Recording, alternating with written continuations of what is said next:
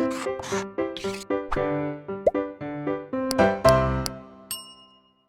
Students, blueprint digital में आपका स्वागत है बच्चों। मैं आपका फिजिक्स टीचर अनुज शर्मा।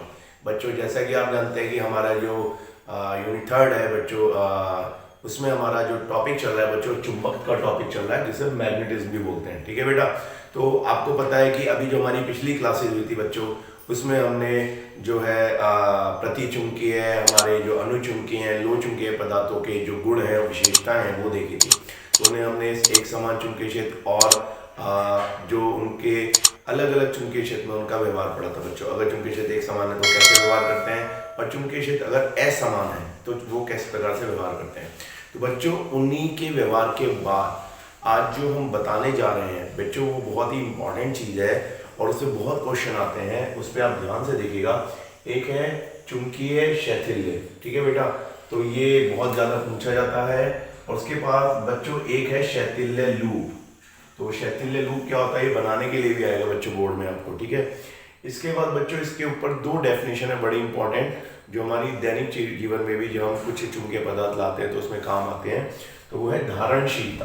तो ये बहुत इंपॉर्टेंट है बेटा, ये आपको बहुत ध्यान से याद भी करनी पड़ेगी आपको। और एक है निग्राहिता। ठीक है, तो उसके बाद है बच्चों शैथिल्य हानि।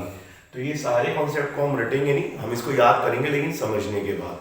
तो एक एक करके हम बात करते हैं बच्चों। ठीक है, तो बच्चों चुंबकीय शैथिल्य को पहले मैं आपको समझाऊंगा बच्चों अच्छी तरह। ठीक है, आप उसको बहुत अच्छी तरह समझेंगे, क्योंकि अगर समझ में नहीं आएगा तो परिभाषा भी आपके लिए कोई फायदेमंद नहीं होगी।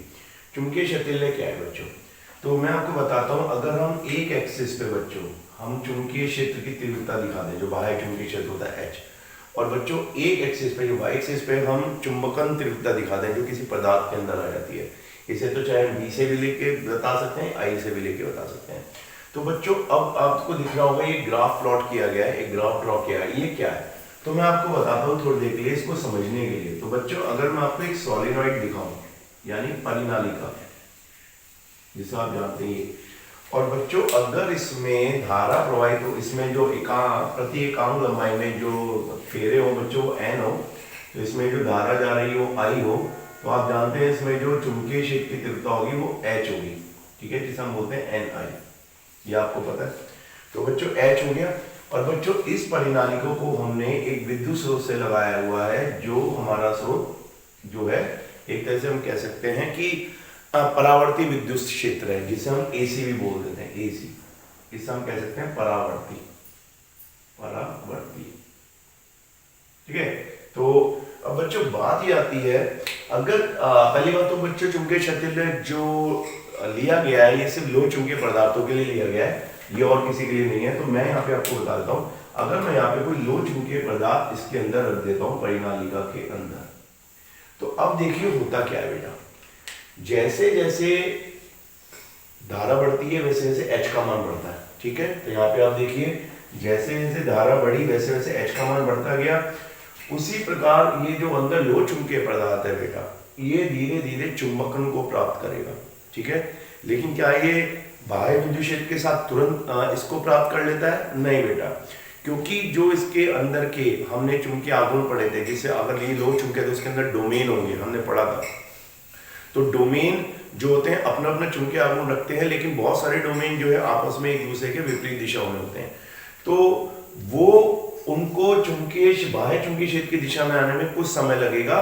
तो हम कह सकते हैं कि जैसे जैसे चुंबकीय क्षेत्र बढ़ता है वैसे वैसे इसका चुंबकन एकदम रैखिक नहीं बढ़ता, थोड़ी देर बाद बढ़ता है। ठीक है बेटा, और उसके बाद जैसे जैसे H का मान और बढ़ता जाएगा तो इसका चुंबकन बढ़ता जाएगा, और फिर तेजी के साथ चुंबकन बढ़ता रहता है। याद रखिए, पर यहाँ रैखिक नहीं है बेटा, यहाँ पे पहले धीरे उसके बाद तेजी के साथ। उसके बाद जब H की वैल्यू बहुत ज्यादा हो जाएगी, क्योंकि धारा बहुत अधिकतम हो गई है, H की वैल्यू बहुत ज्यादा हो गई, तो बहुत अधिक चुंबकन को प्राप्त कर लेगा। यानी आप अगर समझ सकते हैं तो हम कह सकते हैं सारे के सारे डोमेन चुंबकीय क्षेत्र की दिशा में आ गए होंगे। और इस टाइम बच्चों ये जो होगा हमारा, जो इसका चुंबकन होगा बच्चों, जिसे मैं कह सकता हूँ बेसिकली I, तो बच्चों वो जो I होगा वो अधिकतम होगा, जिसे हम मैक्सिमम भी कहते हैं। मैक्सिमम, वो I मैक्सिमम हो चुका होगा।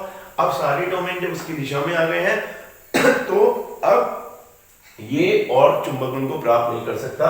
इसको बच्चों में कह सकता हूं संतृप्त हो गया, ये संतृप्त। ये संतृप्त हो चुका है। अब इसका आप कितना भी एच बढ़ाते रहे लेकिन धारा ही नहीं बढ़ेगी, पहली बात बेटा। अब बच्चों बात ये आती है, क्योंकि हमने परावर्ती सोर्स लगाया हुआ है, अब जैसे जैसे इसकी दिशा बदलेगी तो धारा कम होती रहेगी, क्योंकि धारा कम होगी। अब बच्चों धारा जैसे जैसे कम होगी वैसे वैसे एच का मान भी कम होगा, क्योंकि एच आई पे डिपेंड करता है। तो बच्चों जैसे जैसे एच कम हो रहा है तो क्या इसका चुंबकन पदार्थ इसके साथ साथ जीरो होना चाहिए, वो भी चेंज होना चाहिए। तो होता यह है बच्चों, जो चुंबकन ओ ए पाथ को फॉलो करता है, यानी ओ ए के अकॉर्डिंग बढ़ता है, जब एच का मान कम होता है तो बच्चों उसी पाथ के अकॉर्डिंग, उसी पथ के अकॉर्डिंग वो कम नहीं होता। तो जब एच का मान कम होता है तो ए की जो ए का मान होता है, संतृप्त चुंबकन का मान, वो धीरे धीरे कम होता है और इस पाथ को फॉलो करता है, आप देखिए। और जब एच का मान जीरो हो जाता है बच्चों यहाँ पे, क्योंकि धारा पूरी जीरो हो गई है तो एच का मान भी जीरो हो जाएगा, क्योंकि परावर्ती सोर्स का मतलब है पहले ज्यादा होना, फिर जीरो होना, फिर दूसरी दिशा में ज्यादा होना, फिर जीरो होना, इसे परावर्ती सोर्स बोलते हैं, इसे एसी भी कहते हैं। तो बच्चों इस दिशा में जब बाह्य चुंबकीय क्षेत्र पूरा जीरो हो गया है तो अभी भी इसके अंदर कुछ चुंबकन रह गया है, और ये जो बच्चों है ये वैल्यू, ये जो आप देख रहे हैं इसके अंदर कुछ ना कुछ चुंबकन है, और इसे आर से शो करते हैं बेटा, आर से, चाहे तो स्मॉल आर चाहे कैपिटल आर। इसे जो बच्चों बात बोलते हैं हम, इसे कहते हैं धारणशीलता।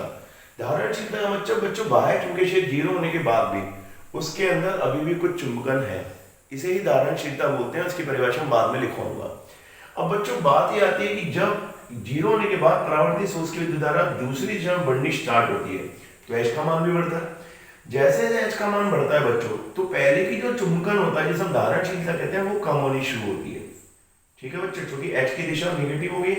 तो आप देखो जब एच की एक जो ऋणात्मक मान है उसके एक पर्टिकुलर वैल्यू के लिए बचा हुआ जो पहले का धारणशीलता है, जो रेसिडुअल मैग्नेटिज्म है यानी चुंबकन है, वो यहाँ पे आके जीरो हो जाता है।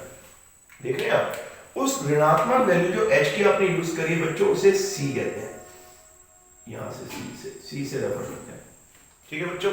उसे हम कहते हैं बेसिकली निग्राहिकता, वो निग्राहिकता है बेटा, ठीक है। तो अब यहाँ पे जीरो हो गई, उसके बाद जब एच का मान और बढ़ता रहता है फिर दोबारा से वो दूसरी दिशा में चुंबकन को प्राप्त कर लेता है और यहाँ पे चुंबकन हो जाता है। तो इस हिसाब से फिर अगला कर्व मिलेगा, जब दोबारा दिशा बदलेगी तो फिर वापस चले जाएगा, तो इस तरीके से होगा फिर ये कर्व। बच्चों बात ये आती है, अगर हम ऊपर वाले कर्व को ही देख लें कि जैसे जैसे एच का मान बढ़ता है वैसे वैसे चुंबकन का मान साथ साथ नहीं बढ़ता बल्कि कुछ पीछे चलता है। तो इसी ये जो बच्चों ये जो घटना है ये लो चुंबकीय पदार्थों में देखी जाती है। तो बच्चों अब इसको अगर हम परिभाषित करें तो हम कह सकते हैं चुंबकीय क्षेत्र की तीव्रता, बच्चों चुंबकीय क्षेत्र की तीव्रता का मतलब एच है।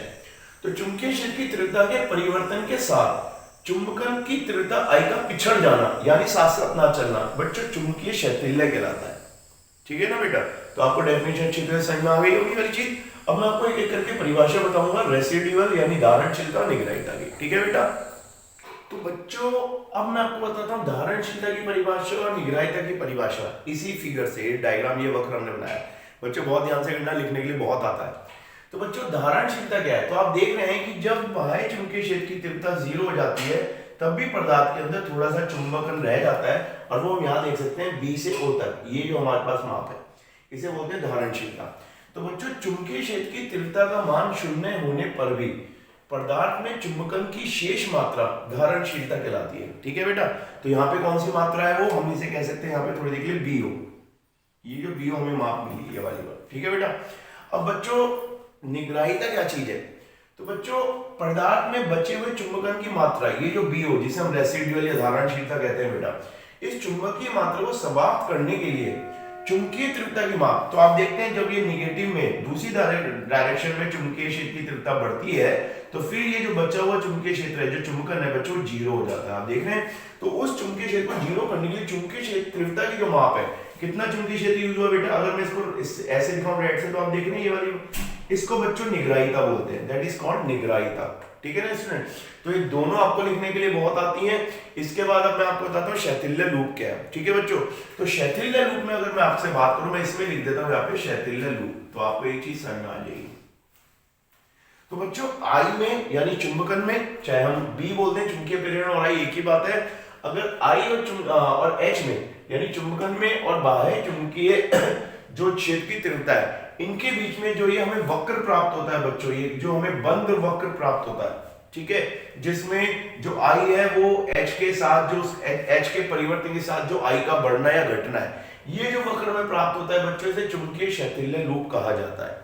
इस लूप का अपने में बहुत ज्यादा प्रयोग होता है बच्चों, मैं आपको बताऊंगा। जो बच्चों विद्युत चुंबक होती है इलेक्ट्रोमैग्नेट, ठीक है ना, और जो स्थायी चुंबक होती है परमानेंट मैग्नेट, वो इसी वक्र के आधार पर बनाई जाती है और इसके आधार पर हम चुन सकते हैं कौन सा पदार्थ अच्छा है कौन सा बुरा है, ये भी मैं आपको समझाऊंगा। ठीक है बच्चों, अब इसमें बच्चों मैं आपको अगली बात जो पढ़ाऊंगा वो भी क्षैतिल्य हानि, ठीक है, थोड़ा सा क्षैतिल्य हानि बस मैं आपको समझाऊंगा, उसके बाद हम नेक्स्ट क्लास में उसे सही से पढ़ेंगे, ठीक है स्टूडेंट। तो बच्चों अब मैं आपको बताता हूँ क्षैतिल्य हानि क्या होती है बेटा। आप देख सकते हैं मैंने इसमें दो वक्र बनाए हैं। एक वक्र बच्चों फुलाद के लिए है, फुलाद का मतलब है जो दोनों लोहे हैं बेटे, एक नर्म लोहा कहलाता है, एक दूसरे लोहे की जो टाइप को फुलाद कहते हैं। इसको इन वक्र के आधार पर इनका नाम रखा गया, मैं बताऊंगा क्यों रखा है। तो बच्चों सबसे पहले क्षैतिल्य हानि होती क्या है। चुंबकन में विचुंबकन के प्रत्येक पूर्ण चक्र में आप देखते हैं कि एक बार ये चुंबकन प्राप्त करता है, फिर विचुंबकन को प्राप्त करता है, जीरो हो जाता है, फिर एक बार चुंबकन को प्राप्त करता है, फिर जीरो हो जाता है। तो जो पूरा ये बच्चों ये पूरी एक साइकिल है, पूरा एक चक्र है, इसमें आपको तो पता ही है ऊर्जा की कुछ हानि हो जाती है। तो ये जो ऊर्जा की हानि होती है बच्चों से क्षैतिल्य हानि बोलते हैं।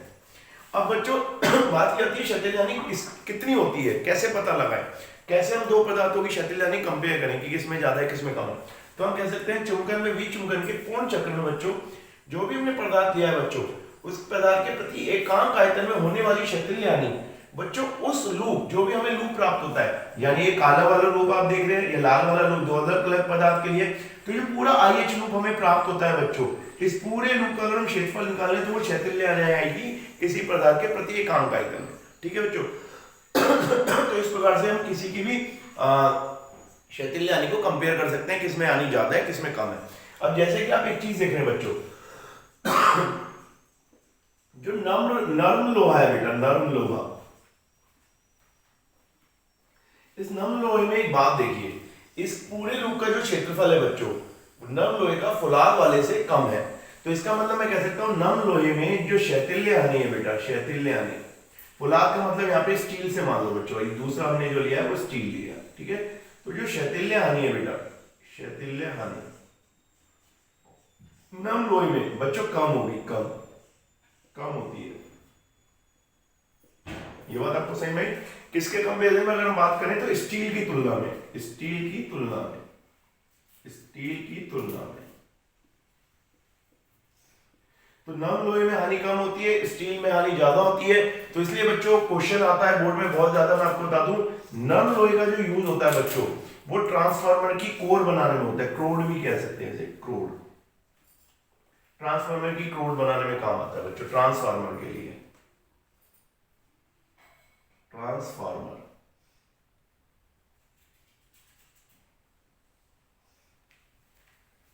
ठीक है बच्चों, तो ट्रांसफार्मर बच्चों अब मैं आपको बताता हूं आर्मेचर बनाने के काम आता है बच्चों, जो हमारा हम कैसे जो कोयल बनती है बच्चों वो आर्मेचर बनाने के भी काम आता है, आर्मेचर,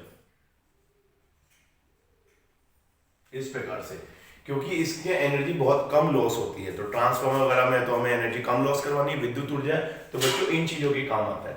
अब बच्चों बात ये आती है इन दोनों, इस लूप का और क्या फायदा है। इस लूप का एक फायदा और है बेटा, जो हम बनाते हैं बच्चों विद्युत चुंबक और स्थायी चुंबक, वो भी हम इसी के आधार पर चुन सकते हैं। तो वो कैसे चुनेंगे वो आपको मैं थोड़ा सा आइडिया देता हूं। अब यहाँ पे आप थोड़ा सा देखिए विद्युत चुंबक में क्या खास बात होगी बेटा, विद्युत चुंबक। तो अगर मैं विद्युत चुंबक की बात करूं तो आप एक चीज देखना, विद्युत चुंबक बनाने के लिए हमें कौन सा पदार्थ चाहिए होगा। ये सब बच्चों क्षैतिल्य के अंतर्गत आते हैं, तो ये सारी चीज मैं आपको इसलिए पढ़ा रहा हूं, ठीक है बच्चों। अगर हम नर्म लोहे को देखें तो नर्म लोहे में जो है जो विचुंबकीय या चुंबकन की जो चुंबकन होता है वो तेजी के साथ होता है। आप देखें तो तेजी के साथ होता है, तो इसका मतलब इसकी चुंबकीय प्रवृत्ति अधिक होती है, चुंबकीय प्रवृत्ति अधिक, चुंबकीय प्रवृत्ति अधिक किसकी बच्चों, चुंबकीय प्रवृत्ति अधिक होती है नर्म लोहे की, नर्म लोहे की, ठीक है बच्चों। और नर्म लोहे में बाकी सबके अनुसार, क्योंकि चुंबकीय प्रति अधिक चाहिए और बाकी सब अगर नर्म लोहे के आसपास के सब लोहे की कंपेयर करी जाए तो उसकी धारणशीलता कम होती है बच्चों, धारणशीलता कम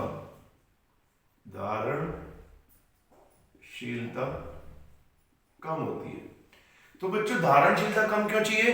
क्योंकि जब हम विद्युत चुंबक बनाएंगे तो करंट से विद्युत से बनेगी, तो जब विद्युत यदि हम करंट बंद कर दें तो वो बिल्कुल बंद हो जाना चाहिए उसका चुंबकन। तो धारणशीलता कम होनी चाहिए, चुंबकीय प्रवृत्ति यानी तेजी के साथ उसमें चुंबकन आना चाहिए। तो नर्म जो विद्युत चुंबक होती है बच्चों, उसके लिए हम नर्म लोहा यूज करते हैं, नर्म लोहे की विद्युत चुंबक बनाई जाती है बेटा, ये ध्यान रखना। क्यों बनाई जाती है? क्योंकि उसकी चुंबकीय प्रवृत्ति अधिक होती है तथा धारणशीलता कम होती है। तो ये चीज इंपॉर्टेंट चीज हुई बच्चों। अब बात ये आती है बच्चों, दूसरी ये चीज है कि जो स्थायी चुंबक है वो किसकी बनानी चाहिए? स्थायी चुंबक।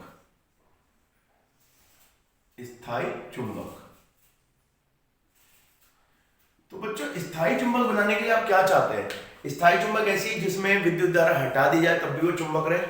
तो इसका मतलब बच्चों कि उसकी जो चुंबकन की प्रवृत्ति है, जो धारणशीलता है, वो कितनी भी हो उससे फर्क नहीं पड़ता, लेकिन वो जल्दी से जीरो ना हो पाए। तो जल्दी से जीरो ना पाए तो आप देखें कि इसकी जो बच्चों निगराहिता है, ये नर्म लोहे की, और जो स्टील की निगराहिता है बच्चों ज्यादा है। यानी अगर स्टील को मैं 1 से शो करूं और नर्म लोहे को 2 से शो करूं तो हम कह सकते हैं निगराहिता। बच्चों निगराहिता ज्यादा इंपॉर्टेंट चीज है स्थायी चुंबक के लिए, निगराहिता। तो बच्चों निगराहिता किसकी ज्यादा है? स्टील की ज्यादा है, स्टील की ज्यादा। किससे ज्यादा है बच्चों? नर्म लोहे से। ठीक है बच्चों, तो जिसकी निगराहिता ज्यादा होगी बच्चों सबसे पहले स्थायी चुंबक उसकी बनाई जाएगी। तो उसकी निगराहिता ज्यादा होती है तो स्टील की बच्चों हमेशा स्थायी चुंबक बनाई जाती है। हाँ, इसकी जो धारणशीलता होती है बेटा, धारणशीलता वो नर्म लोहे से कुछ कम होती है, नर्म लोहे से